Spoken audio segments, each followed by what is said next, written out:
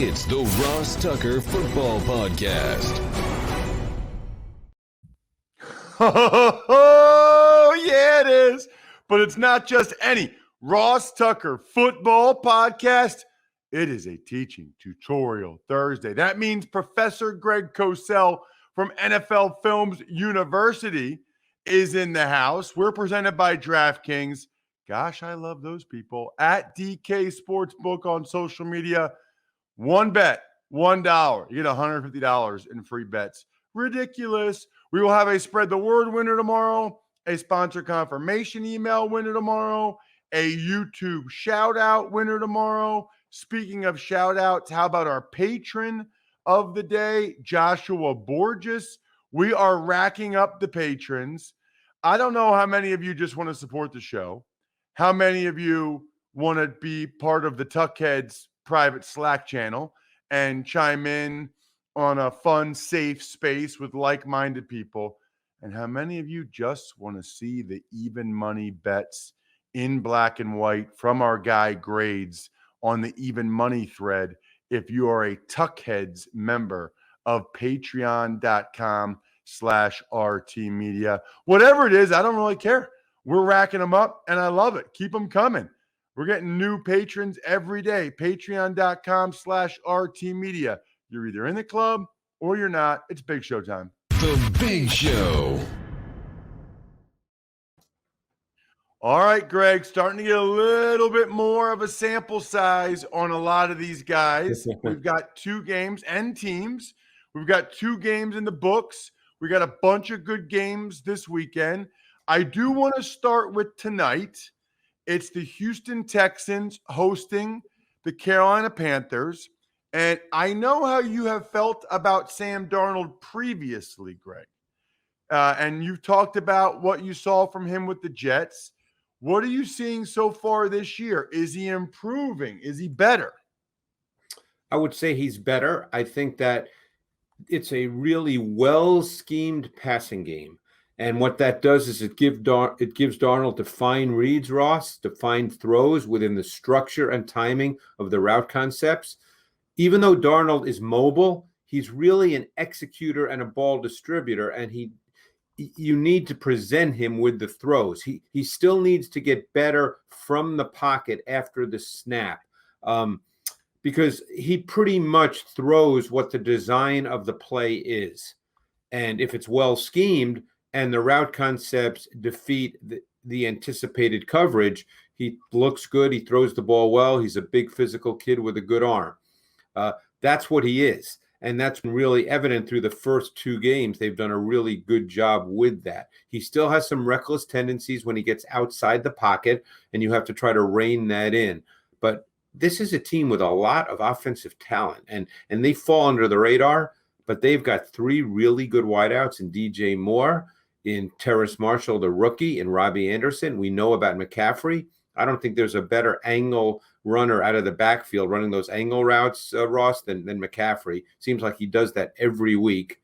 So this is a really talented offense, and Darnold is being presented with the opportunity to be a ball distributor. So I gotta follow up on that, because I feel like anytime there's a quarterback that I can tell that you think is kind of just okay or maybe not a great quarterback, you often say they're defining the reads, defining the throws. And I'm picturing our listeners, okay, Greg, saying, well, why doesn't every team just do that then? If all you have to do is define the read, define the throws, and make it a scheme passing game, why doesn't every team do that? And why didn't the Jets and Adam Gase do that to make Sam Darnold play better? Every team theoretically tries to do that, but it's like any business, Ross. Some do it better than others. Why do we talk about great coaches, great offensive coaches through the years? They've done it better than others. Some teams are more believers in matchups. Some teams are more believers in actually schemes where they have multiple routes within a combination, and they're trying to attack what they anticipate the defense to be. So there are different styles of offense. You can be effective in many different styles. Ultimately, what you have to decide is what best fits your quarterback. And Darnold at this point, to me, he's pretty much a guy that the play call comes in, he's going to throw to the primary. So you have to do as good a job as you possibly can to define that throw for him with your route concepts against the anticipated coverage. That's what kind of quarterback he is. He's not really a true progression reader at this point from the pocket. All right, so let's talk about the other quarterback tonight. It's going to be Davis Mills from Stanford, Greg. And I know we talked about him before the draft, but refresh my memory on Davis Mills and what you thought of him coming out of Stanford. Well, he only started 11 games in college, and he was a big-time recruit coming out of the Atlanta area, pure pocket quarterback. He's not immobile, but if he's to be successful, Ross, he'll have to be successful playing from the pocket. What his college tape showed was the ability was there. He looks the part. He throws a good ball. There were times he made really outstanding throws, but his ball placement was inconsistent in college. I would say that he needed work on progression reading. I remember watching him in college thinking that he threw a really good seam ball. He had that nice firm touch ability. You know, that's can be a difficult throw. He threw that well, but he just needs more experience. And whether he gets there, that remains to be seen. But he's a good-looking kid, throws a nice ball, looks the part, just needs to be better in certain areas that pocket quarterbacks must be better in. Precise ball location, progression reading, and movement within the pocket. Those are three areas that he needs to be really good at if he's to be a quality starter in this league. You know, there are some college football fans, and frankly, probably some Stanford fans that don't pay attention to the NFL that much, that are going to be stunned when they see Davis Mills starting the third NFL game for a team. I mean, you're right, Greg. He had an injury in college, which I think hurt him as well, but he did not play very much. He did not play great. He's just a guy that has some legit traits that obviously people really liked. Well, the COVID year killed him last year because he only played, I think he started 5 games. And he was looking forward, obviously, to a season as the full-time starter to play 12, 13 games and get more experience, but he ended his career with only 11 starts at Stanford. Unreal. All right, let's get to some of these other games. Very curious to get your thoughts on the Dolphins and the Raiders. It feels like, and you would know better than me, you actually watch all the tape, feels like Derek Carr is playing as well as he ever has. Is it just a matter of year 4 in Gruden's system and he really has it down at this point, Greg? What are you seeing? Well, I think it's a combination of two things. Number one, I think Carr is feeling it and he's being more aggressive with certain throws. And I think he's always been a little risk adverse. And I think over last year into this year, maybe it's comfort in the system. It is the 4th year with John Gruden. And Gruden's system has a lot of elements to it. My sense is he's turning it loose and feeling that he can make throws within this system. And I think the other thing is, and the tape shows this, is there's some really well-schemed stuff against coverages where the throws are there. The throws are there to make. I mean, a really good example of that, Ruggs had a 30-yard completion, not the long touchdown, a 30-yard completion on a touchdown drive in the 3rd quarter. That was just really a well-designed play. It was a 2-receiver route. It was a high-low concept, and everybody runs this stuff, but they got the coverage they wanted. They used their personnel wisely to create an opening because it was Waller and Ruggs, and the underneath defender is going to jump Waller, and he just stuck it right on Ruggs on the inbreaker for 30 yards. There's just really defined throws and Carr is turning it loose. And I thought the touchdown pass to Foster Moreau that ended that particular drive was just a thing of beauty. Touch, pace, precise ball location. I think he's feeling very comfortable now within this offense. Jacoby Brissett will get the start for the Dolphins with Tua Tagovailoa out. Brissett's been around a while, Greg. He's played a bunch. He's a number 2. for people, Dolphins fans that maybe don't know that much about him, what have you thought of Brissett over the years? I've always liked his talent, and when he came out of North Carolina State, I thought he had a chance to be a quality starter. But he's a guy that, for whatever reason, and I haven't studied him in great detail, but he did have that year where he started when Andrew Luck left in Indianapolis. He can make special throws, but he just seems tentative to me. He always seems like, unless it's really clear that he doesn't turn it loose the way he should, and therefore he's under duress a lot. He does have pretty good movement, but he's under duress a lot. The rhythmic feel of the pass game is never quite there with Jacoby Brissett. So, you can line up and play with him, but the other parts of your team need to play at a high level. Let's talk Chargers, Chiefs, Greg. Herbert, Mahomes. What stands out to you about this game? Well, I think what you'll get with the Chargers D with Brandon Staley there is you'll probably get a good amount of split safety coverage. And I think you'll see some quarters beaters, some split safety beaters by the Chiefs. They're in a very interesting offense. Mahomes is obviously a great player, and he certainly can do things that others cannot.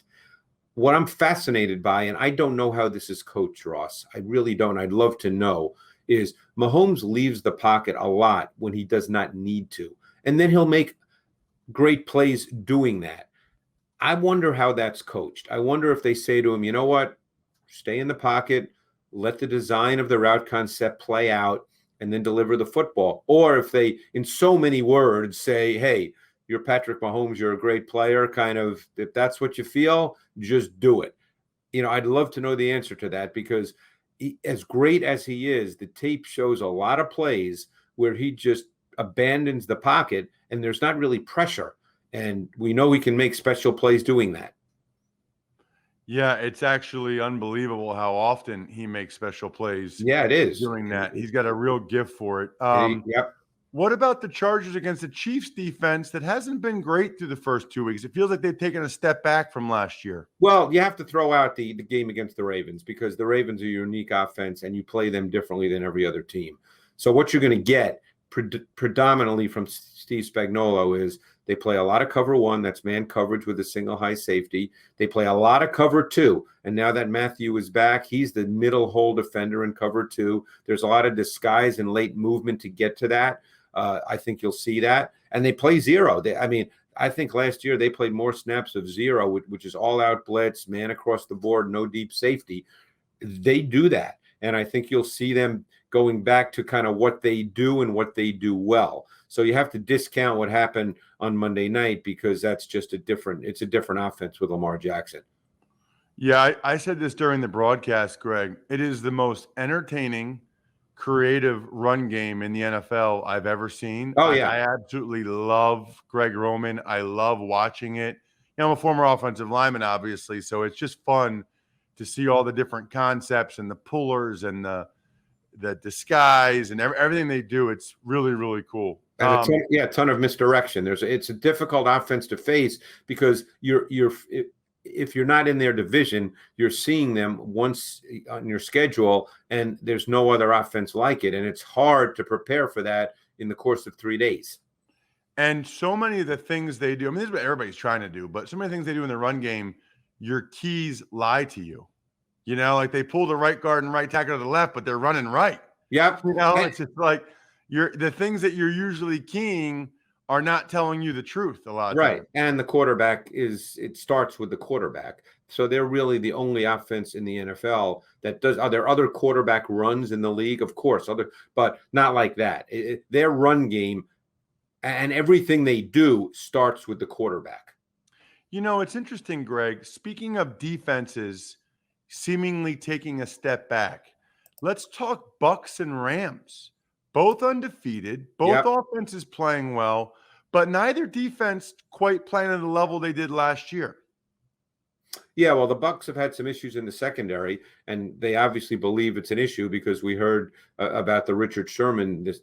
They're potentially interested, whether that's true or not, but they feel that their secondary, Murphy Bunting's out. There's Carlton Davis has been in and out of the lineup. So they've got some issues in the secondary. So as good as their front seven is, and it's really good, if you can't cover the pass on the back end, you're going to have some issues. And the Rams, they've been very good throwing the ball. We know what McVay is. To me, this game comes down to McVay will try to run it, but he's not going to play to limit Brady's possessions. He's going to play to match them score for score. They've got weapons. They've got Stafford. He only played Deshaun Jackson 3 snaps this week. You can bet he'll play more this week, and there'll be vertical shots taken against that defense. Stafford can move well behind the line of scrimmage. He's not just a pocket player. So I would expect the Rams to come out and be aggressive throwing the ball. Yeah, you know what? I think you're right. I think that might be a shootout. I kind of like the over on that one because I agree that there's going to be a lot of points, especially the way the defense are playing and the offense are playing. Let's talk Sunday night football, Greg. Packers and the Niners. Packers obviously looked a lot better against the Lions. The Niners didn't really move it that well against the Eagles with the exception of 2 long drives. I didn't think early on in the game Garoppolo missed some throws. What are you seeing and thinking about Packers-Niners? Well, I thought the Packers game this week, I guess it was Monday night, was really fascinating and shows you how teams play to their opponent. Because what did they get on Monday night from the Lions? They got a ton of split safety. So they came out, they stayed patient, they ran the ball. Their offense was extremely balanced. While the run game wasn't dynamic, it served its purpose. We'll see. Now they're playing a 49ers defense that starts a rookie at one corner, probably Josh Norman at the other corner. We'll see how the Niners choose to play on the back end. Because one thing we know about Rodgers, when he feels he has a one-on-one, he'll throw it on the outside. And we saw that. There were a couple of times in that game with Adams, one in particular, which was a great throw, where it was a one-on-one on the outside. I think it was against the rookie Melanfonwu, and he hit Adams. But they stayed really patient. And that's what they needed to do in that given game to win that game. So I'm curious to see how the 49ers play defensively. Offensively, the Niners are really banged up with their run game. They want to start their offense with the run. Your point was correct. Garoppolo missed 3 routine passes on the first 3 possessions. I think they went 3 and out on their first 4 possessions.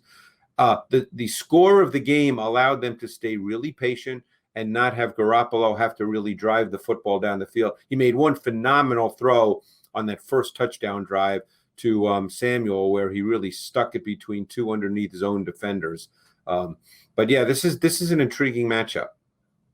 So you're talking about the Niners. They obviously played the Eagles last week. Yep. Eagles hit some big shots, but they really bogged down in short yardage and goal line. What did you see from the Eagles offensively? Yeah, they hit the big shot to Watkins for 90 yards, obviously. It was an odd game for the Eagles offense. I thought Hurts in this game didn't see some things, left the pocket a little early. They're an offense, I think, that needs to be really, really efficient with the run game, with Hurts delivering the football, similar to what they did week 1. Now, obviously, the Falcons, who they beat week 1, are not one of the NFL's better defenses, but that's not really relevant. It's how you play with your offense. And then take their shots with their speed, because they do have great speed on the outside, but they're not quite ready yet to be a passing offense. They need to work that incrementally as the season progresses. They need the run game to be a factor. I really like their second back Gainwell. They do too. He's playing meaningful snaps. So the Cowboys, though, I just want to say one thing. If people think about the Cowboys and they think about their defense a year ago, Ross, totally different. This is a fast, active, aggressive defense. It's Dan Quinn, but it's not the old Dan Quinn. They play a ton of man, they pressure, and they are fast. Interesting. Okay. And like who jumps out to you? Micah Parsons, who plays pretty much all DN this week. And you and I both know he came out of high school as a DN and was moved to linebacker at Penn State. But he played every snap at DN. He's got speed. Jalen Smith still moves well. Trayvon Diggs is emerging We'll see if it continues as kind of a man-to-man shutdown type player, which is what they hoped when they drafted him out of Alabama. But this team plays fast. The tactics allow them to because they pressure. So it was one of those defenses where when I turned on the tape, I was like, wow, this is kind of a fun defense to watch now. Wow. Okay. That's cool. I'm looking forward to that one. Always look forward to our conversations, Greg. He's at Greg Cosell on social media. Just check out his Twitter timeline. You can see all of the air times for the NFL matchup show this weekend. It's the best show around. It is awesome. DVR it, watch it live, whatever. Thank you, Greg. Thanks, Ross. Thank you to all of you that are awesome listeners or viewers at youtube.com/Ross Tucker NFL. I still have 6 Maddens that I'm giving away, and I'm giving them away to you. All you have to do is go to rosstucker.com, click on the sponsors page, and take advantage of any of them. Take advantage of any sponsor and/or put the PicksWise app on your phone, screenshot it, send it to me, and you got a great chance to be the person I announce tomorrow for Madden winner number 3. I can't wait. Tuck's Takes. Morning, Ross. 2 big additions to the COVID list yesterday include Buccaneers wide receiver Antonio Brown and Cowboys linebacker Keanu Neal. So what's interesting there, Bri, Antonio Brown reportedly tested positive, but he's vaccinated. So he needs back-to-back negative tests to be able to play. So that's number one. And then for Keanu Neal, he is a high-risk close contact. So he's out 5 days regardless. And if they played Sunday, he would be out. But because they play Monday, he actually has a chance to play, but he won't be able to be in any meetings or practices until then. Pretty interesting. Tuck's Takes. Quarterback clarity out there as Tua is officially out, fractured ribs in Miami. Justin Fields officially is going to start for the Chicago Bears, and the Texans are promoting Jeff Driscoll from the practice squad just for this game. So this isn't – I'm glad they did more testing and found out Tua's ribs were actually fractured. He obviously won't play probably for a couple weeks. Doesn't help the notion or concern about his durability, that's for sure. Justin Fields, I don't think Andy Dalton ever gets that job back because I think Andy Dalton's out for at least a couple weeks. Fields would have to be really, really bad for the Bears to put him back to the bench. And yes, the Texans need somebody to back up Davis Mills tonight, and Deshaun Watson is not walking through that door. Tuck's Takes. Some other notes include the Broncos putting pass rusher Bradley Chubb on IR after ankle surgery and signing linebacker Micah Parsons off of the Rams practice squad. Also, the Jags are placing tight end James O'Shaughnessy on IR, and the Jets linebacker B.J. Goodson retiring after just 1 game. So Chubb's a big loss for the Broncos. You know, they've been playing well defensively, but you need him opposite Von Miller. Should be back in 6 to 8 weeks.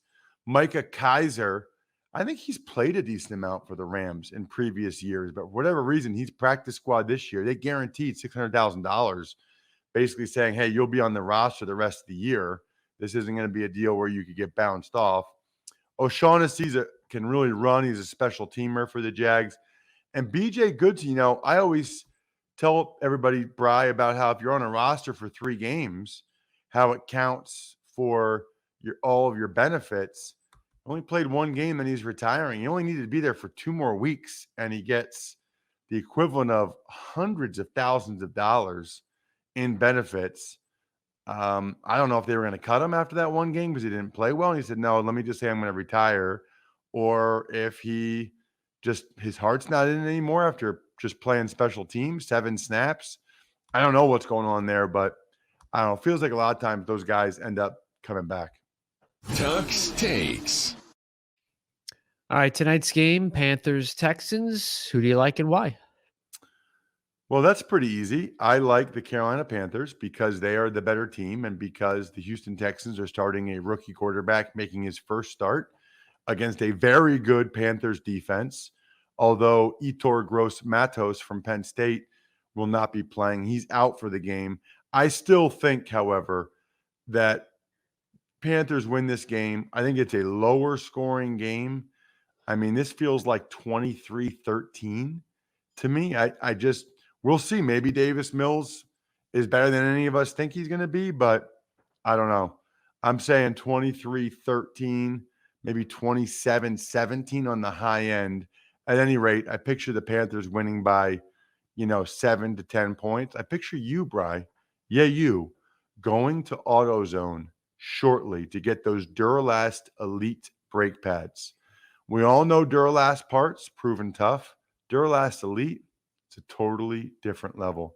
They last 3 times longer than a typical Duralast pad. You need the Duralast pads. You need the fancy protective hex pattern that keeps them performing longer. Nothing more embarrassing than squeaky brakes. Nothing. Get safer, smoother, and quieter stops. And since AutoZone has over 6,000 locations nationwide and more ways to shop both online and in-store, you will have no problem picking up a set when you need them most. The future of stopping, it starts with Duralast Elite brake pads only at AutoZone. Let's get to an email, Bri. Ever wanted to ask an NFL player a question? Well, here's your chance. It's time to Ask Ross. The email address, always ross@rosstucker.com. You're trying to get a press pass. You're trying to ask me a question. You want the Madden. You want me for a speaking engagement. Whatever it is, just email me, ross@rosstucker.com. Make sure you include your email question. We are very, very low. Need email questions. In fact, I think this one might have came in yesterday. And here it is. Dear Ross and Brian, first time, long time. With the recent passing of Big Daddy Graham of Philly sports talk radio fame, it got me wondering who among the sports talk hosts and personalities you guys enjoy listening to and or working with during your time in sports media. That is from fellow Pennsylvanian trapped in Tennessee, Paul. Thank you, Paul. He said he included both screenshots of him downloading the Pickswise app and a recent purchase from Uncommon Goods. We haven't talked about Uncommon Goods in a long time. I did see, by the way, Bri, a YouTube comment from one of our viewers, I guess, youtube.com/RossTuckerNFL. They are confused about the TV behind you and the configuration of the couches. The configuration of the couches does not seem conducive to watching that television. Can you explain? Yeah, it's really when I'm watching TV, I'm sitting on the couch. It has nothing to do with my little office setup in the corner of the room. So No, but they're saying the first of all, couches are facing each other, not facing the TV. yes, well, because it's a sitting area. But what I like is I had a big argument with my wife about it. I want the couch to be lengthwise so I can lay down and look at it. These little chairs over here, they swivel, so I can turn them and they can face the TV or they can face me. Oh, so you have it sideways on purpose because you like to lay horizontal and watch TV. Yes. Oh, that's good. That's smart. Okay, that makes sense. That's the answer. In terms of your question, Paul, he also said, thank you for your hard work, late nights, early mornings. So I grew up outside of Philadelphia, so I really liked Angelo Cataldi on WIP, which is cool because I'm on with him every Tuesday at 7 a.m. So it's like kind of getting a chance to listen to somebody that I grew up talk to somebody I grew up listening to. So that's cool. On the national level, I really like the Dan Patrick Show. I think it's a great show, and not just because I fill in sometimes. I enjoy listening to Colin Cowherd every once in a while. I like the DA show, I think, is entertaining in the morning, CBS Sports Radio. Those are a few that jump out to me, Bri. Yeah, I'd have to go definitely Dan Patrick and also Rich Eisen. Those are really the two for me. Interesting. Got it. How about some shout outs? Pizza Boy Brewing, Sporticulture, Vision Comics with an X, HumanHeadNYC.com, SteakhouseSports.com. Tomorrow we will recap Thursday Night Football and give you all of my picks. You can already get my picks for the Even Money podcast, my bets, and of course, both episodes of the Fantasy Feast are already posted for you guys to set your lineups, get ready for DFS, whatever. I think we're done here. Thanks for listening to the Ross Tucker Football Podcast. Make sure to also subscribe to the Fantasy Feast, Even Money, Business of Sports, and College Draft. All available at Apple Podcasts, rosstucker.com, or wherever podcasts can be found. A lot of times on the show, I mentioned DraftKings. Here's what you need to know. You got to be 21 or older, New Jersey, Indiana, or Pennsylvania only. New customers only. Restrictions apply. See DraftKings.com/sportsbook for details.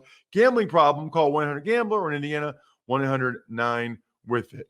By the way, if what I was talking about included a deposit bonus, doesn't always, sometimes it does. Deposit bonus requires 25 times playthrough, and deposit bonuses are paid out in site credit.